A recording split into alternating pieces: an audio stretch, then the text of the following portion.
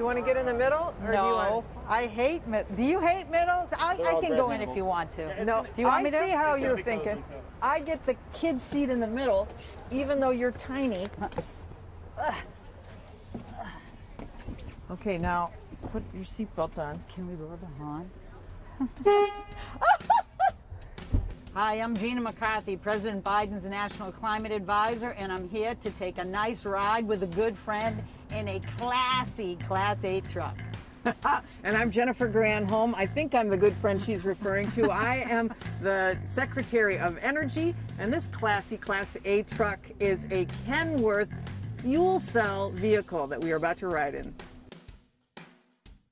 Okay, so are you not excited? We have a deal, a bipartisan infrastructure framework deal. We do, and it's awesome. It is awesome. It's big and it's beautiful. And it's bold, and it's going to invest in electric vehicle infrastructure like charging stations, but also, hopefully, we're going to see incentives for these big trucks, which are emission-free. You're not kidding. The Build Back Better plan has to spend some resources on giving consumers and people who manufacture these vehicles like Packard an opportunity to lower the cost so everybody can make them available. This is the future we're driving in right now, riding in. Neither one of us are driving. This vehicle is a Kenworth fuel cell vehicle, and it goes 350 miles before you have to refuel it, all with zero emissions. And as we know, the transportation sector, especially trucks, are a big contributor to carbon pollution. Except when they're clean, like this one. And just think of what that means for neighborhoods that are living along the highway that have to face the pollution from these trucks.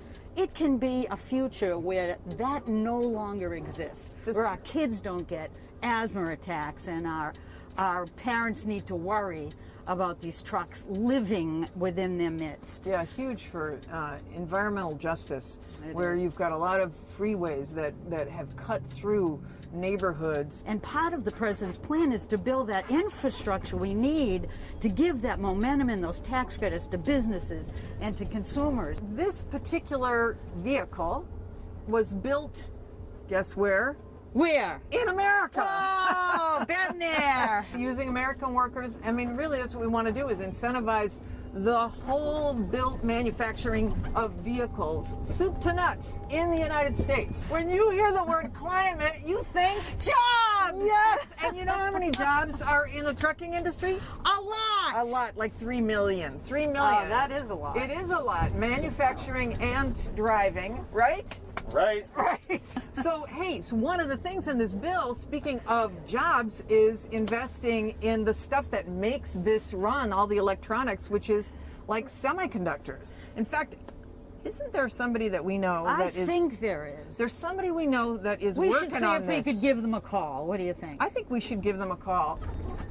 Gina 2 to Gina 1. Over. Gina 1 here.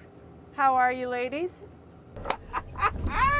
We are doing awesome, but something came up. It's called semiconductors. Now, I know that's probably not a half of a conductor, but could you explain this to us? In every one of these trucks, there's over 1,000 semiconductors. President Biden has a plan before Congress right now called the CHIPS Act, which would put $52 billion into the Commerce Department, and we could use that to stimulate the production of semiconductors in America. Right now, it's in its own bill. But in the bipartisan bill is enough money to provide every single American with broadband, and that is definitely something to cheer about. Over. It provides billions of dollars, an historic investment in the roads that these trucks drive on, and in the fixing the bridges that these trucks drive on. And all of this is going to create jobs, jobs, jobs, good paying American jobs in manufacturing for hardworking Americans. So it's awesome. I can hardly contain my excitement. Back over to you. All right. Well, what a long, strange trip it's been.